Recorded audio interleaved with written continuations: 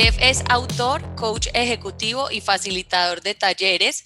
Es coautor del galardonado libro Lean UX y del libro de Harvard Business Review, Present and Respond. Trabaja con grandes empresas en agilidad, transformación e innovación. Jeff cofundó Sense and Respond Press, una editorial de libros prácticos de negocios para ejecutivos ocupados. Su libro más reciente, Forever Employable, se publicó en junio de 2020. My story starts here. When I started working in software design, this is what software looked like. This is how software came. You went to the store and you bought a box of software. And in that world, the nature of technology was fundamentally different than it is today. In that world, when you went to the store and you bought a box of software, learning loops were long. The time it took you to learn whether or not you delivered something of value was long. I mean, we worked on CDs for 6 months. We would put them in the market. We'd wait for people to use them. We'd wait for feedback. It would take us 12 months to learn whether or not we delivered something of value. The software that we shipped, its adoption was slow. It took time to get the actual software into people's hands. It took time for them to load it onto their computers. Sometimes they didn't load it onto their computer at all. And so it took time for the software to have any kind of impact at all. And if it had impact, that impact was limited to tech-savvy individuals, people who knew about computers, knew how to use them, had the money to buy a computer. And so the impact of our software wasn't necessarily global right away. The goal of the tools that we were building back then was works as designed. In other words, we were going to make it just do the thing that it said in the specification. And that's it. And that's what we celebrated as success. Getting it out the door was what we had a party for, right? If we managed to ship the software, get it out on time or even not on time, we would have a party, and that was the measure of success. But that was the world of software when it was static, when it came in a box or when we had to send it to you in the mail, when it came on CDs. But a lot has changed since then. For me, that was 20 years ago. A lot has changed since then. Software has eaten the world. In 2011, Mark Andreessen, who invented Netscape and is now a big venture capitalist, said software is eating the world. And I would argue that in the 9 or 10 years since then, software has eaten the world. It's consumed everything. Everything that we use today has technology and especially software embedded in it. Obviously, our telephones are just basically computers in our hands. My coffee machine has software in it. That makes me very happy. It makes a very good cup of coffee. And people are putting technology and software in everything. For example, this is the Smalt. This is the world's first connected salt shaker. Now, why is there technology in this?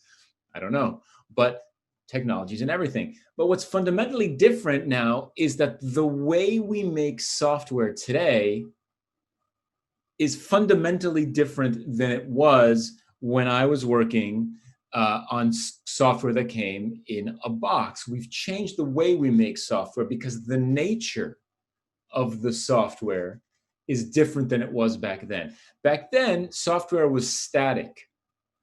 Today, software is continuous. We build these systems and we optimize these systems indefinitely. They never end, right? There's no end to software. There's no point in time where we say, okay, that's it, we're done. Put it in a box and send it to the store. We just ship software continuously. And we're seeing organizations start to understand this. This is a quote from BBVA, the big Spanish bank. And the part in orange is the really important part. It says, we are therefore competing in a race that has no finish line or predetermined route, right? So banks are getting this, right? If banks are getting it, everybody else is getting it. You have to assume that banks are the last type of company to get this kind of stuff. But the idea is that we're building these continuous systems. These continuous systems never end. There's no done, right? There's no finish line. When is Amazon done? When is Netflix done, right? When is Instagram done, right? They're never done. And there's no predetermined route. This idea of a roadmap, a 3-year, a 5-year roadmap doesn't make sense, because the way that we evolve the systems emerges through the use of those systems. When we put those ideas into the hands of our customers, they start to do things with those products and services that we didn't expect. And then we react to that and we improve and optimize the systems continuously. Now, this is radically different than how most companies think about their products and services. Most companies think about their products and services kind of like the automobile industry thinks about their products and services. In the automobile industry, we've got this concept of the model year. The model year is the only way that we know currently to get our cars to be able to do new things. In other words, the only way to get your car to have new features or new performance capabilities is to buy next year's model. And we think of that as sort of the way it is, right? It's just the way it is about cars. And that's the way it has to be. But the reality is that it doesn't have to be this way. In fact, the model year is a marketing gimmick. It's a marketing gimmick that was conceived by Alfred Sloan at General Motors 100 years ago to get you to buy a new car every year. That was just a marketing gimmick to say, how are we going to get people to buy a new car every year? Well, every year the car will get slightly better and then they'll have to buy the new car. And that's the way many organizations think about their products and services. You have to buy next year's model to get the new features. And in fact, we applied this to software, right? Windows 95, Windows 98, Windows 2000. It all makes sense. It made sense to us because we were used to that concept from the car industry. But then Tesla came and completely changed the car industry, because Tesla, the founders of Tesla, are software people, right? We're talking about technology folks. And so when they start to build a software company, right, it starts to operate completely differently, right? All of a sudden, your car can do new things simply by getting software updated overnight. You go to sleep, you wake up, your car can do new things, right? You went to bed the night before, you wake up the next day, and the car can all of a sudden, park itself, drive itself, come around the house and meet you in front. And it's not just the car that continually gets better, it's the systems that support the car that continually get better as well. This story here on the screen is about Tesla going from a tweet to a shipped feature, a feature in the market in 6 days. This guy here, Loic, he tweets at Elon Musk and he says, "Hey, Elon, listen, every time I go charge my car, other people are charging their car. They've walked away from their car, even though their car is fully charged, and I can't charge mine." Elon Musk is paying attention. He's sensing at a broad level, and he responds right away. And he says, "Listen, you're right. It's a problem. I'm on it." 6 days later, Tesla changes the way that the superchargers work. Every minute that you stay connected to the charger after your car is fully charged costs you money. Tesla is able to react like that in 6 days because they think about their work like software people think about their work. They think about it in a systems kind of approach. There's no way that traditional automotive companies like Ford or General Motors or BMW could ever react to a change in the marketplace in 6 days, because they don't think about their work with that software-based mindset. And it's a fundamental shift in how we do business today. And in fact, what this is doing is it's fundamentally changing the way you make money in the automotive industry. The business model has to change as well. Specifically, the things that other manufacturers charge for, Tesla gives away for free. And all of a sudden, how do you compete with that, right? How does a BMW or a General Motors compete with that? And that's a real challenge. Just to put a final kind of head on this, my friend Adam in the United States, he has a Tesla Model 3, and he sends me screenshots like this all the time. He says, look, I went to sleep, I woke up this morning, and my car is now 5% more powerful. I didn't do anything. I didn't ask for anything. I simply got more power through a software update. It's this continuous improvement that's the true power of modern software today, right? It's an amazing capability that provides us the opportunity to make our products and services better as quickly as we can. And the opportunity that it gives us is the opportunity to have a continuous conversation with the people that we serve in the marketplace. It allows us to ship small things, small versions of the idea, small features, prototypes, whatever it is, into market quickly. And it allows us to then sense how that small thing impacted customer behavior. Did it make them more successful? Did it make them less successful? Did they do what we expected them to do? Did they do something different, right? And then once we've collected that information, then we have the responsibility to ask, what are we going to do about it? In other words, we shipped a thing into market, people behaved a certain way. What are we going to do? Are we going to do more of that? Are we going to scale it out? Are we going to optimize it? Or did they behave in an unexpected way that's not good for them, not good for us? So we'll roll it back and then we'll try again. And this is our learning loop today. And our goal today with this learning loop is to get through it as quickly as possible. That's our goal, because the faster that we get through this learning loop, the faster we learn whether we've delivered something of value. The faster we get through this learning loop, the less we have invested in our idea. The less we invest in the idea, the easier it is to be wrong. It hurts less, right? If you spend 6 months working on software and you ship it and it doesn't help your customers, you find out that it doesn't work, that's going to hurt a lot. But if you spend 6 days doing that, or even 6 hours, well, you've learned a lot very quickly, and you can change course more rapidly, right? This is continuous conversation. This is continuous learning. This is agility. And it's really, really important to think about our work this way, because this is what allows us to build products that are continuously getting better. Now, what's also interesting about this is it changes our definition of work and our definition of success. We cannot continue to operate as a software factory. Most of the organizations that I work with still think that the production of software is the measure of success. And the more software that you produce, the better it is.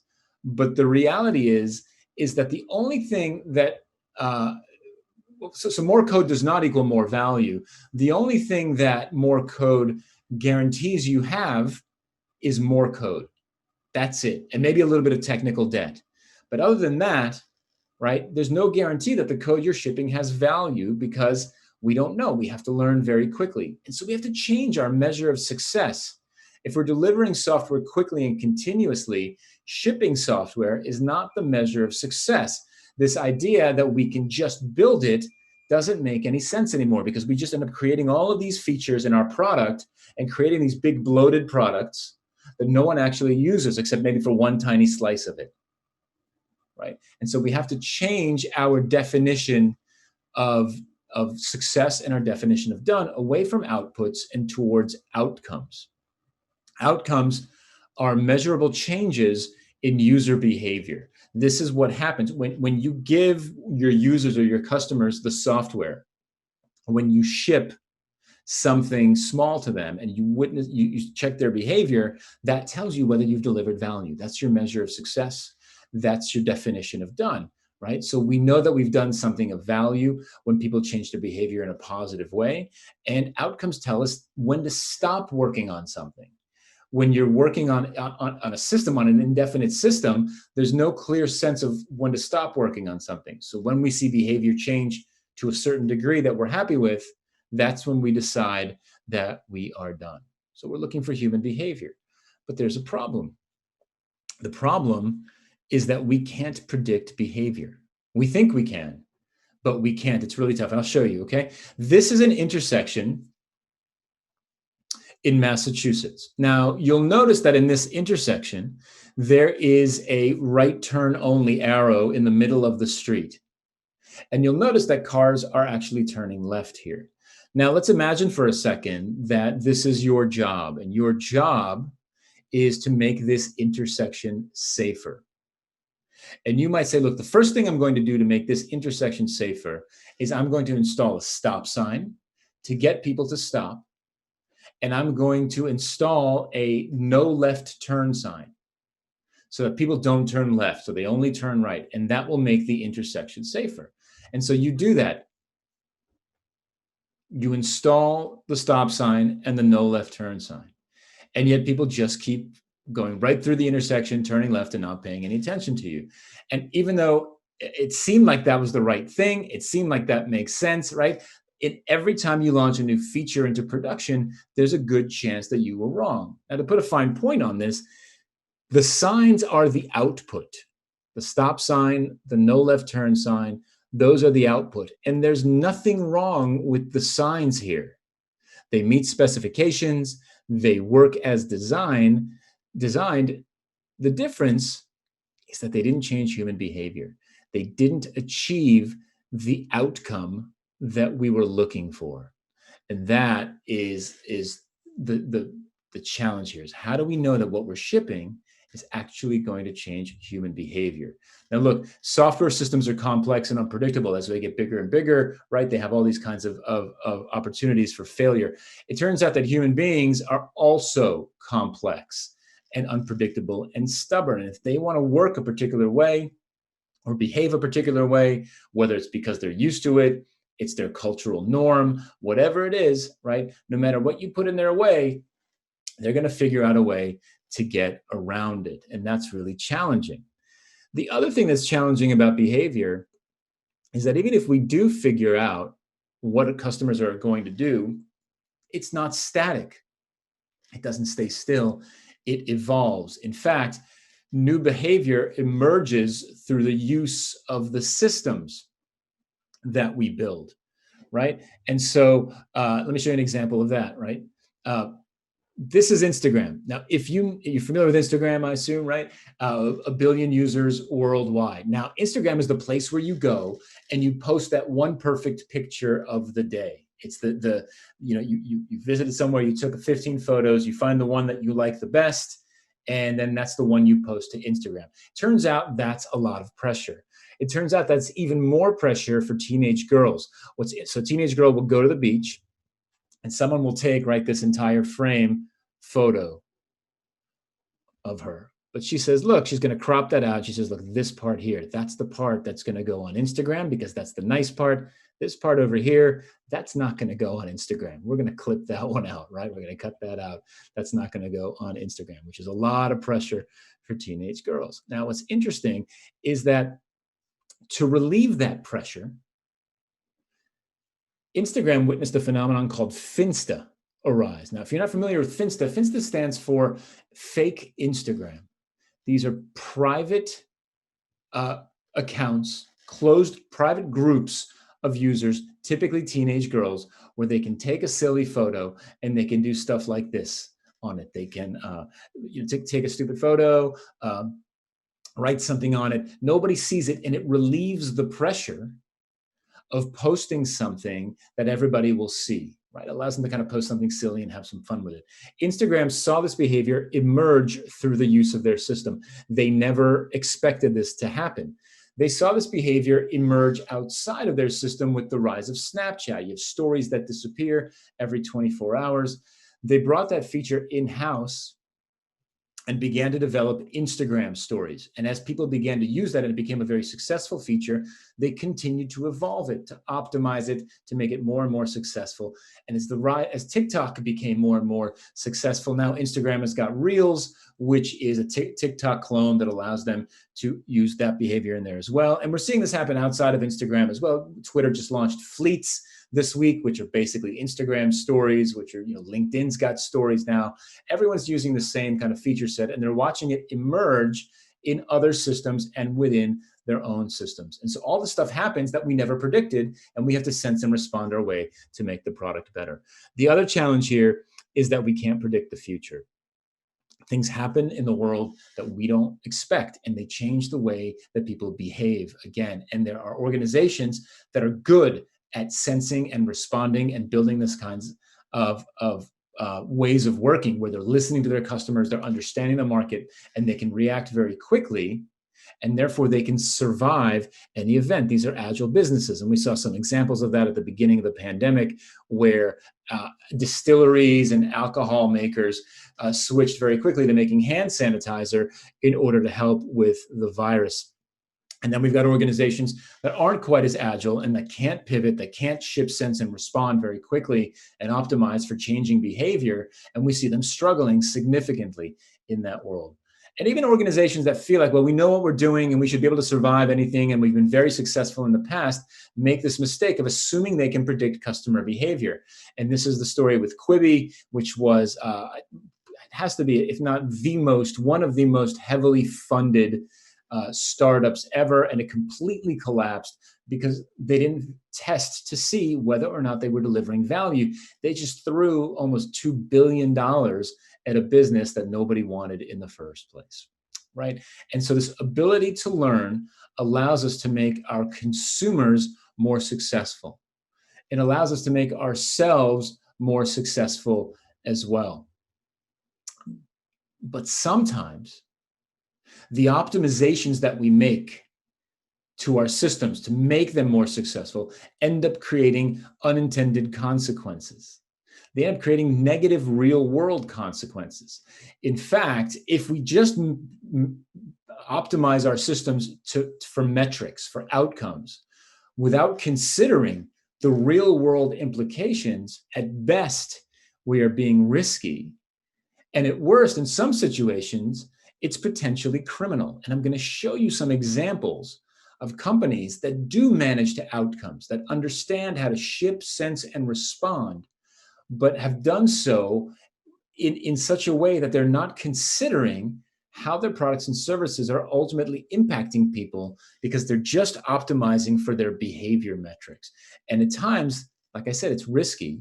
And at other times, it's potentially criminal. So let's talk about that. Let's talk about engagement, right? Engagement. So many of our products and services try to achieve engagement, and really kind of the big company at the head of this engagement challenge is Facebook. This is what their goals are, and Facebook has given us the metrics that now every organization applies: MAU and DAU, monthly active users and daily active users. And everything at Facebook is focused on getting users engaged on a daily basis.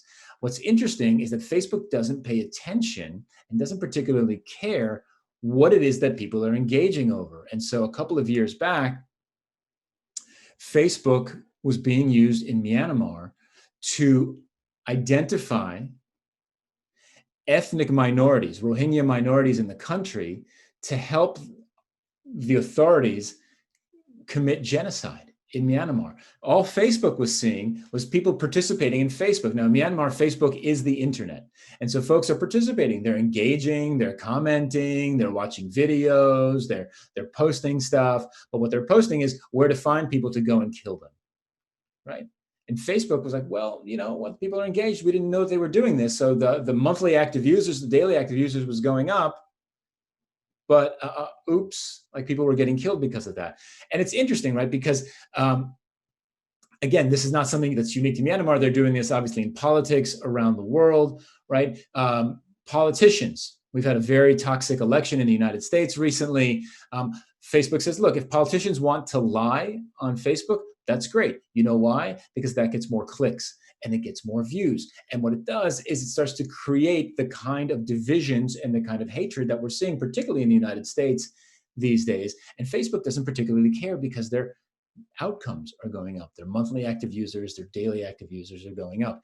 YouTube is very similar in this sense. You pick one video in YouTube and they'll start showing you 50 related videos, and that starts to get you down, watching video after video after video. Now look, if you're looking up old videos of classic rock bands like Steely Dan, which I tend to do, right? Terrific. I'm going to watch 50 Steely Dan videos. But what's happening as well on top of that is that young men especially are being radicalized on YouTube. They may accidentally or on purpose view one extremist or violent video, and YouTube's like, oh, here's 50 more, watch that. And you've got young men watching that over and over and over again and becoming radicalized. And YouTube's thrilled because monthly minutes of videos watched, number of videos watched, engagement metrics are going up. And they don't care about the negative real world consequences. And we have to care because there's a direct impact on our users outside of that. In the name of sales, another very big target, another good outcome that many of our companies seek.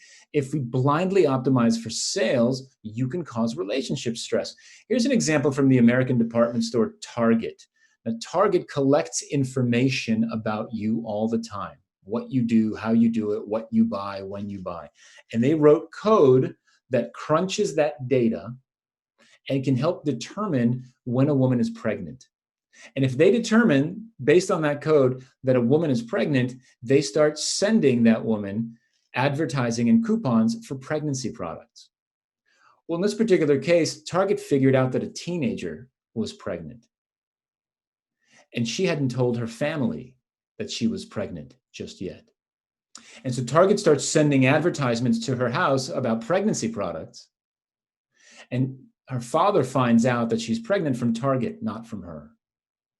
Right? Someone had to write that code. Someone had to think that this was going to be a good thing, but someone didn't consider the negative real world consequences that could come from that because they're focusing on driving sales, not on healthy relationships with their customers. Efficiency is another goal of the products and services that we make all the time. And if we get too efficient or if we don't think things through, we can actually create discrimination. Amazon gets thousands of CVs every day for job applications. And so to help their recruiters sort through those CVs, they built an algorithm, an AI algorithm, to help them sort through the ones that they believe are qualified and the ones that are not qualified. Well, it turns out that the people who wrote that algorithm downgraded words in CVs like women's chess club, women's volleyball team. And if the person applying for the job went to an all-women's college, they downgraded that resume as well. The biases of the authors of that algorithm found their way into the AI. And so while we may be driving efficiency, we're negatively impacting qualified candidates based on the discrimination that's been built into the AI. Right? We're optimizing for the outcome, but we're not paying attention to the real world consequences of that. Same thing's true here. This is another company that is using a unit. This is Unilever, actually, big company, using a product called HireView that's supposed to remove bias from the hiring process by comparing your interview video to the video of 25,000 other people who may have done a good job on that in that particular position. Right? But again, inevitably, this technology has built-in biases towards what makes somebody, what do we like about a particular person and what makes them good at that particular job that these videos may not actually warrant. So again, in the name of efficiency, making our processes more efficient, we're discriminating against folks. Convenience is another key outcome for our products and our services. But if we don't think about those negative real-world consequences, it can be used to hurt people. One of the things that we love to do these days is automate our homes, smart homes, thermostats and locks and lights. And they're really great when you can control your house from your phone, turn on the lights, lock it, unlock it. It's fantastic. But what happens when a couple splits up? Well, it turns out that what happens is, in many cases, when couples split up and they have a smart home like this, they get abused by their partner. They turn the heat all the way up or the air conditioning all the way up. They turn the lights off. They lock the doors. They don't let them in, right? And we don't think about this behavior because it looks like people are using the system. right? Hey, they're using the system. That's fantastic. Right? But we don't think about those pesky negative real world consequences. And in the name of news, right? Let's watch the news. Let's keep people informed. It can truly elevate the worst in us, as we've seen, certainly in the United States and in other countries around the world as well.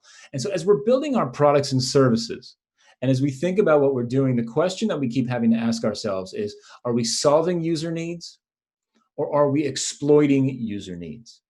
Because both of these things will make you money. And the question is, which business do you want to be in?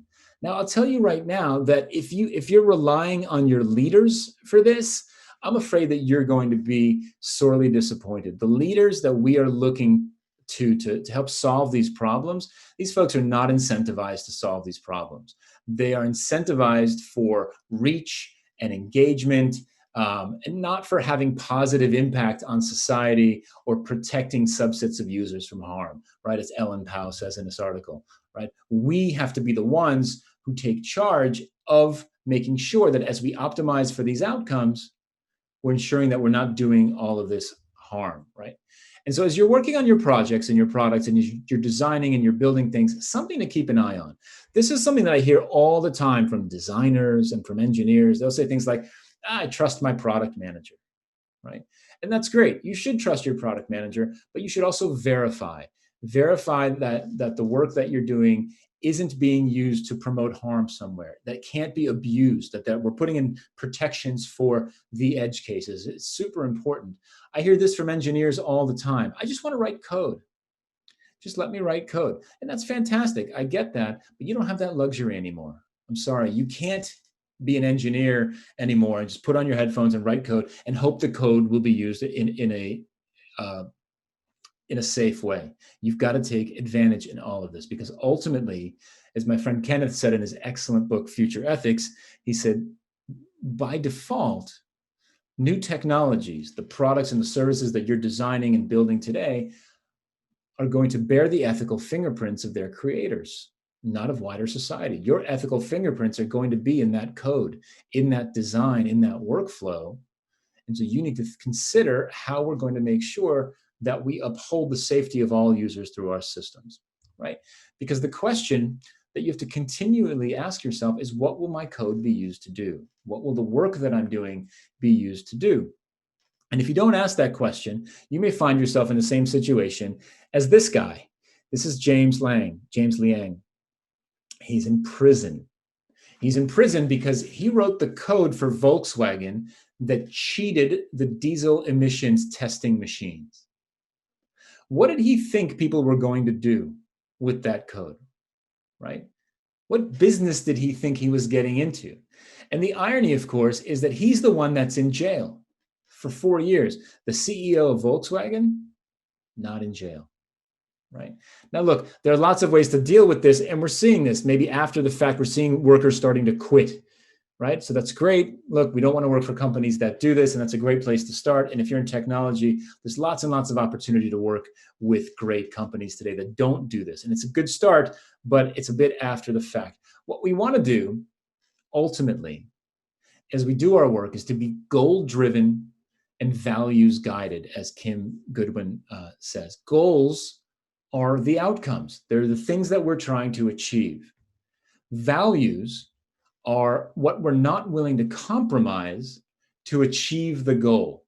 And we have to measure both. And if we start to violate our values, we have to talk about it, raise our hand, and be clear. So let me be very specific about what you can do, and then we'll wrap this up and we can do some Q&A. Number one, understand your business model. You do not have the luxury to work today without understanding how the work that you're doing is going to generate money for your company.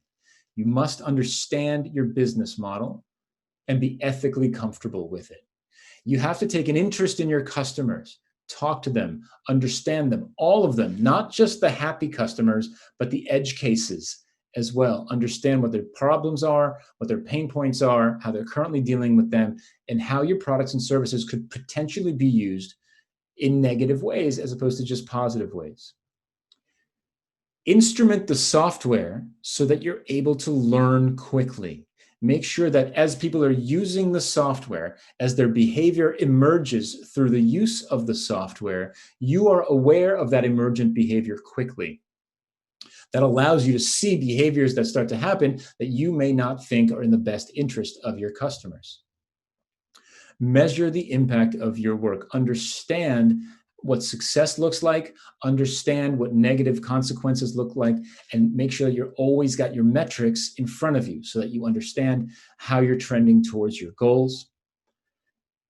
Bring up the dangerous edge cases. If no one else is doing it, it's your responsibility. Discuss it. Hey, what if somebody does this with the product? What if they try to do this? How do we prevent against this use of the product? Bring that up and have those tough conversations because you need to protect against those. And then ultimately, you have the right and the ability to refuse work that harms people. So we want to make customers successful. We want to accommodate their emerging behaviors. We want to manage the outcomes and make sure that our systems are continuously optimized to make our customers happy.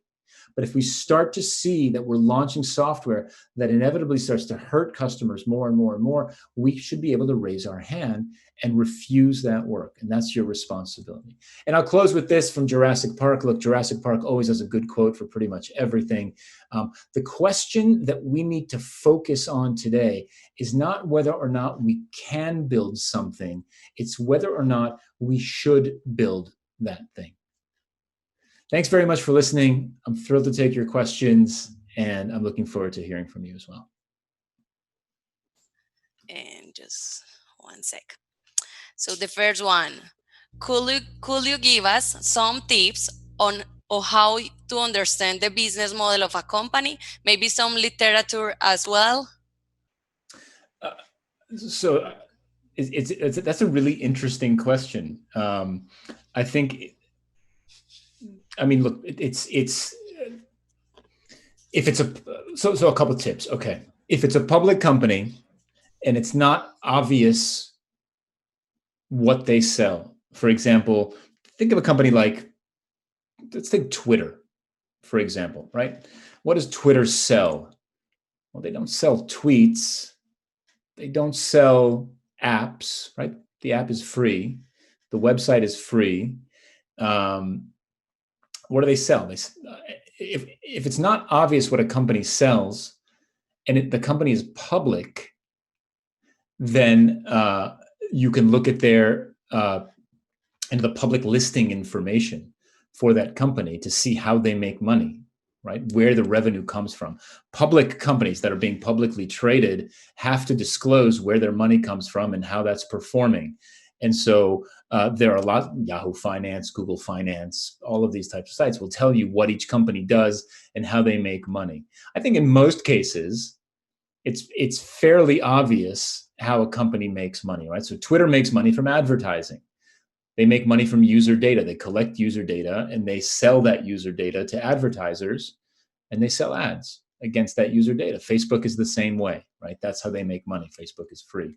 And so I think that generally speaking, I think what's really interesting is that there are sort of the obvious ways that a company makes money.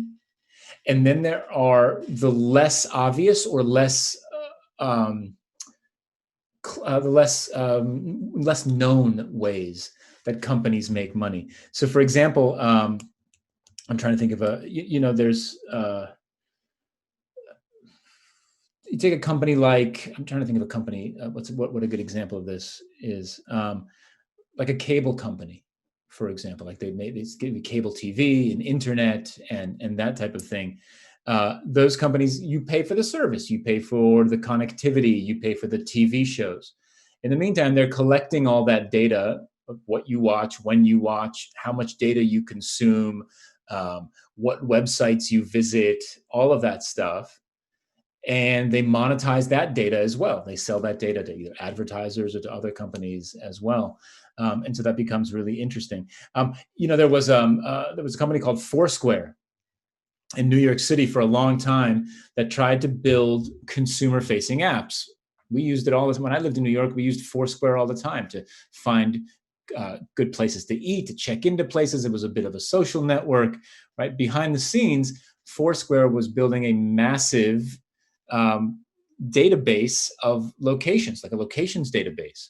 And the way that they make money and still make money today is they are the location database API for pretty much every company in the world. So when you're in WhatsApp or whatever, and you click you send your location, and it shows you all the various places that are near you that you could say, oh, I'm at this coffee shop, or I'm at this house, or this address. All that data comes from Foursquare. Right. So it wasn't totally obvious to us how they were making money. And so I think the interesting part here is, if you're super curious, is if the company's public, look at their public records. Those are available pretty much anywhere, really, any kind of public finance site and on their website. If it's not obvious, or if they're not public, I think a little digging around should pretty quickly reveal what the company sells. And I think that's really important to understand what you're enabling as you design their products and services. Cool. So we have more. So the second one, how to achieve greater synergy between UX research and design and development. What do you think about the dual track agile? How to achieve greater synergy, research and design and development. Read my book. This one. Kind of see it. It's called Lean UX. So Lean UX. Okay. No, sorry, it's here. I have it here. Here, read this book. It's in Spanish. It's in Spain Spanish, though, to be fair. And so I don't know how great the translation is, but it's in Spain Spanish. That's a great place to start. Look, the short of it is this: we have to build cross-functional collaboration in our teams. So our teams need to consist of design, product, and engineering, research, working together to make customers successful. I think that the concept of dual track agile is the right approach. There are many challenges in implementing dual track agile that companies often get wrong. But to get it correct, to do it right, if you build a small cross-functional team, product, design, engineering, research, etc., and then that same team does some discovery work, does some delivery work, does some discovery work, does some delivery work, then you start to build a healthy collaboration and a customer-centric agile process. Dual track agile breaks when you start to divide that team and you have one team doing the discovery track and a second team doing the delivery track. And then they start to hand off to each other. And then we're just kind of back to the way that we've been working today. And so it's really important to make sure that you're building these small teams and that everybody on the team is doing both the discovery work and the delivery work to build that shared understanding. Cool. Entonces recuerden que es súper recomendado el libro Lean UX de Jeff Gothelf. Lo pueden encontrar en el sitio de él que les compartí el enlace. En Amazon lo pueden comprar. Hay muchas partes para que se lo lean y está en español. Okay, Jeff, another question. Jeff, I would like to know your comments and opinions about the implication of the new normal, COVID, etc., in the design of our digital service and interactions. Well, it's interesting. I don't think, so it's a good question. I don't know. I don't think we know what the new normal is yet. I mean, unless this is it. I'm not willing to accept this as the new normal. Really, I'm not. If this is going to be how it's going to be for the rest of my life, I'm going to move to an island, just live there by myself. But so I don't know what the new normal is. But what I think is interesting is understanding that this kind of stuff happens. And more of this stuff happens more quickly. And being in a position where you can react to these kinds of challenges quickly and responsibly is a great place to be as an organization and as a team.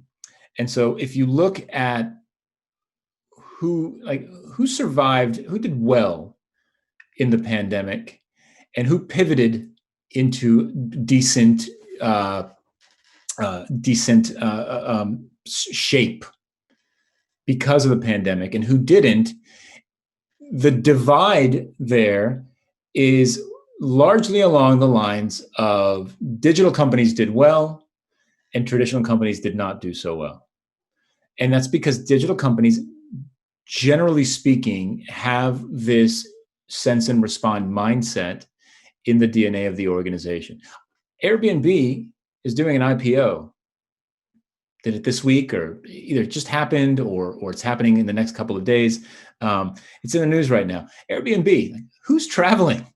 Who's getting Airbnbs right now, right? And yet they're going public, right? They're surviving. Yeah, it was pretty tough for them. There's a lot of layoffs, and but they're pivoting and they're changing and they're moving things into online. Organizations that can quickly pivot into kind of online work can do this well. Ultimately, I believe the new normal is going to be some kind of a hybrid situation where you will have the option to experience things in person or virtually.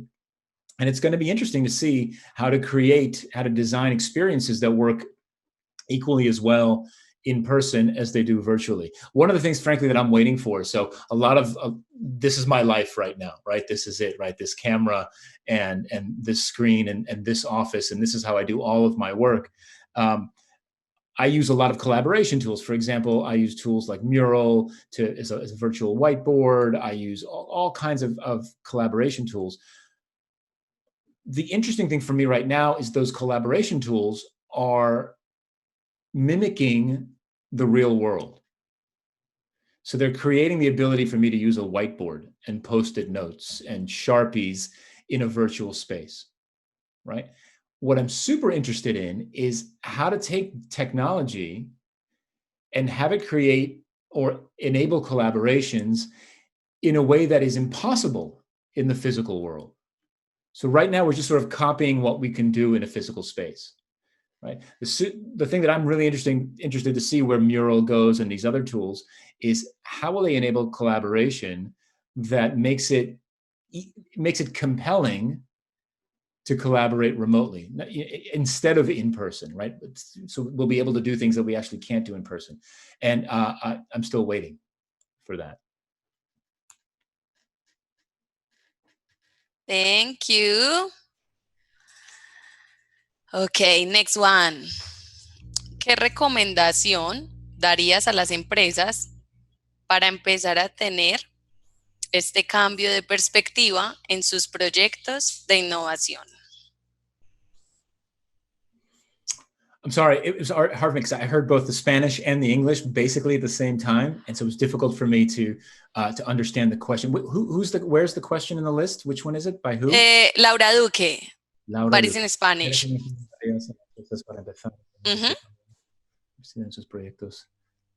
Okay, but I speak a little bit of Spanish. I'm learning. I live in Spain. So are you okay with this one? Yeah, I understand what it says. Yes. Okay, cool. Excellent. Yes. So look, what do I recommend? I'm sorry, I'm going to have to answer in English. My Spanish is decent, but not business Spanish. That's okay. You can read in Spanish and answer in English. I can have great conversations with the other dog owners in the park, but otherwise, we don't talk about agile and design in the park, though. So just when I walk the dog. And we don't have dogs here, so not too bad. Will be difficult. To bring my dog next time. He's very cute.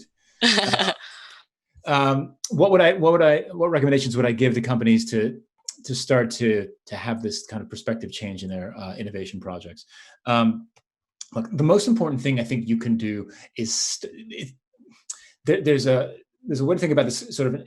You want to take an outside-in perspective.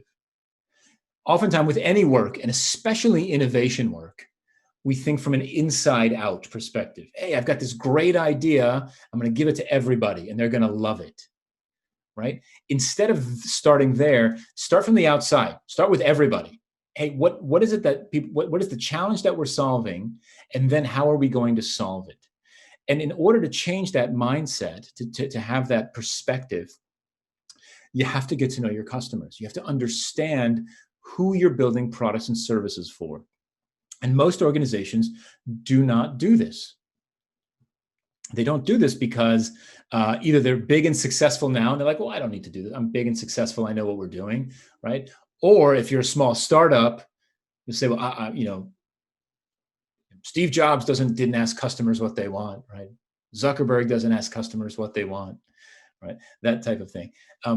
Deeply understanding your customer is the key to changing your perspective.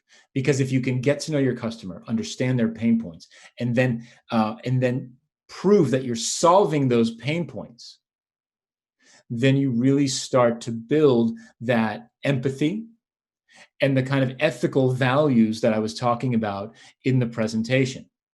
And to me, that's the most important part, because again, when you start to really understand the customer, you measure success. You start to change that measure of success, which I talked about in the presentation. Instead of saying, "Well, look, I made you this thing. Isn't it awesome?" Right? The goal is not to say, "Well, I made the thing." The goal is, "Hey, I made communication easier for you, right, between you and other people." And I can see now that you're communicating more easily because of the types of conversations that you're having, the number of people you're having conversations with, and those are the outcomes. And so understand your customers, think about their pain points, and then measure success as a change in behavior rather than producing a piece of software. Thank you. So we have another one in Spanish. So I'm going to turn off, and I think you can listen, Claudia. Okay. Just let's try. La siguiente pregunta es, gracias por el contenido compartido por Jeff. ¿Qué opinas del uso de TikTok y Reels para el contenido de las empresas?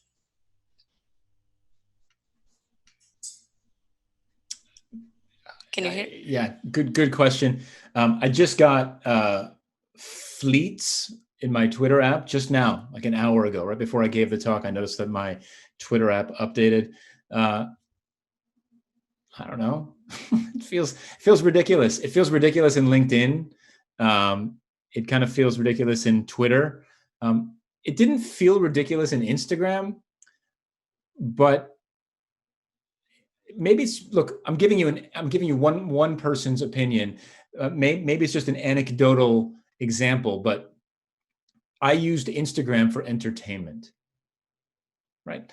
I didn't use Instagram to follow politics or to get my news or to do work. It was just a place where I posted pictures from my travels, and I followed a few fun accounts for things that I like, music and piano players and airplanes and travelers and things that I like. And so there, it was just another way to get entertaining content from the people that I follow. So it made sense to me there. But I don't use LinkedIn for entertainment. And generally speaking, I don't use Twitter for entertainment either. And I associate this idea of fleets or reels or TikToks or whatever it is as with entertainment. And again, that could just be my opinion, right? And it doesn't make sense to me yet in those contexts. So we'll see. But again, that's just my one person's opinion based on how I use these applications. Cool. Thank you. Next one. And yep. So which tools do you like to use to design an MVP? Which tools do I like to design? Do I use to design MVPs? It depends. So it depends on the MVP, right? And so generally speaking, I'm agnostic to tools. I use the tool that will get me to my MVP as quickly as possible. Now, it really depends on what the MVP needs to be. For me, an MVP is the answer to two questions. The first question is, what's the most important thing I have to learn next? And then the second question is, what's the least amount of work I need to do to learn that thing? The answer to that second question is my MVP. Now, if I'm at the beginning of an idea, Well, that MVP is going to be a customer conversation, a paper prototype, maybe it's a landing page, something I hacked together in Keynote, InVision prototype, something along those lines, right? If the next most important thing I have to learn requires assessing whether someone can complete a purchase flow, well, then I'm going to use maybe Figma or something else to design some kind of a prototype that people can use. If the most important thing I need to learn next is whether or not I can, more than, if we'll see usage of this feature by at least 1,000 people, then I have to write code to achieve that MVP, right? If the next most important thing I need to learn is, can I build a sustainable business around this idea? Well, then it's going to be code, and it's going to be point of sale systems, and it might be, like manufacturing the product that I'm making. So the answer, it depends, is the right answer here. It depends on what you're trying to learn. And so whatever tool will get you to that learning in the fastest way possible, that's the best tool for the job. Now, look, you might be really good at certain tools. So if you can use that tool to put something together very quickly, that's fantastic. But the goal, remember, is to get through that feedback loop as quickly as possible. So whatever gets you to that MVP the fastest, that's the right tool for the job. Thank you. We have a few more. Sounds good. So the next one, drink water. You're gonna need. So what recommendations you give employees to start supporting their organization to have this perspective?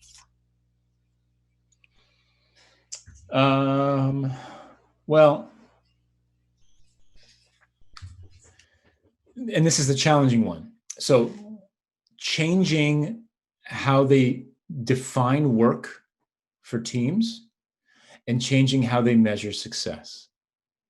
And what that ultimately leads to is changing how they incentivize and reward people as well. So let's talk about all three of those things. Changing how you define work. So fundamentally, it's framing work as a problem to solve rather than a solution to implement. So instead of make me a Sharpie, it's help people, figure out how to help people communicate more effectively. Okay. So what you're doing there is you're taking an outside-in perspective, a customer-centric perspective, and teams then have to figure out how to get people to communicate more effectively. They have to do discovery, they have to do learning, they have to talk to customers. Changing the measure of success means that we don't reward people for shipping something. We reward people for shipping something that positively impacted the behavior change of our users and our customers. So the measure of success is not, did you make the Sharpie? It's how many conversations are you facilitating between people?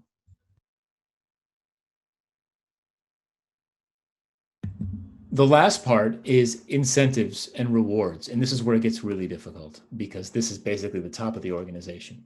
So the question is, if we're changing how we frame work, and if we're changing the definition of done, of success for that work, then how we determine whether someone's doing a good job at work also has to change, right? This idea that we reward individual contributors for heroism, for doing all the work, for working crazy hours, for saving the day, well, it doesn't make sense in a cross-functional, collaborative, customer-centric world, right? What makes more sense is, how well are you collaborating? How well are you enabling collaboration? How well do you know the customer?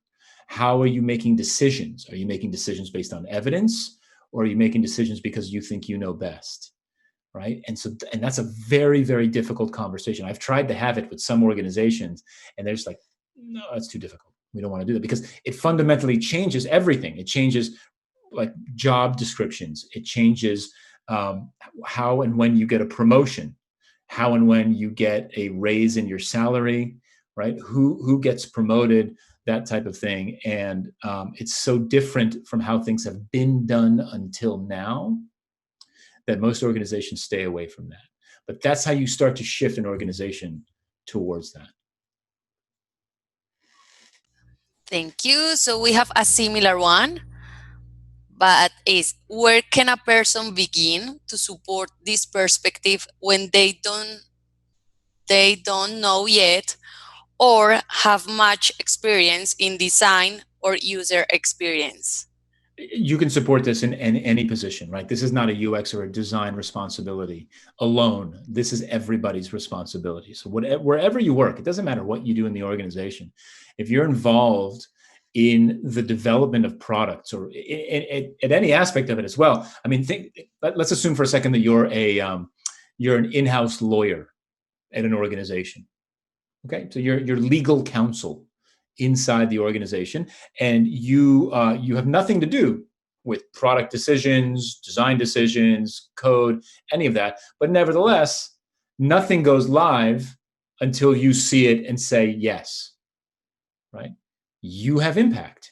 You have responsibility. You can look at that product and that service and say, yes, it's legal, but it's ethically broken over here, or it doesn't make sense. So this is not a UX or a design responsibility alone. Literally every single person who touches a product from the moment it's conceived to the moment that it's in the market has influence over this, has the opportunity to raise their hand and say, well, it's broken over here, right? Or, hey, this is encouraging the kind of behavior that we don't want to encourage. This is not our brand. This is not who we want to be in the marketplace. Thank you. And we have the last one is how will you recommend to act if the design code your superiors are asking you to do is something you think is not ethic or moral? Yeah, I think, look, so this is, and look, I'll be honest, look, I'm speaking from a position of privilege, right? I'm privileged to know that if I turn down a client or a boss and say, look, I don't want to do this, and they fire me, I'll find another job, right? Ultimately, I think that's the conversation that we want to have. Is we want, like, if you notice something, you can raise your hand, and if you feel comfortable having that conversation with your boss. If you feel that that's risky, and you're afraid that you're going to lose your job, and that obviously jobs are very important, right? And maybe there aren't a lot of jobs where you are, although in the pandemic you can pretty much work anywhere, which is pretty cool.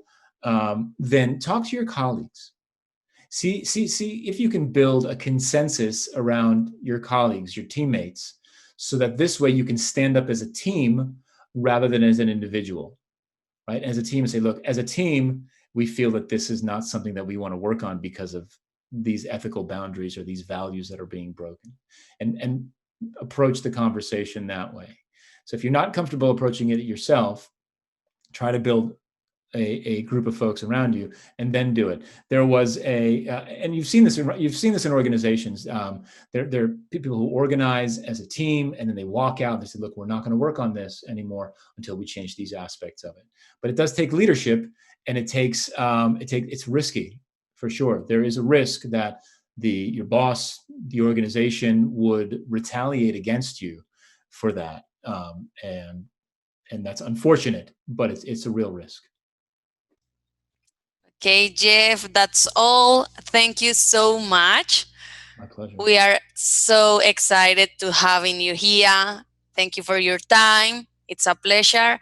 And that's all for today. Excellent. Muchas gracias y nos vemos pronto, ¿sí? Muchas gracias a ti.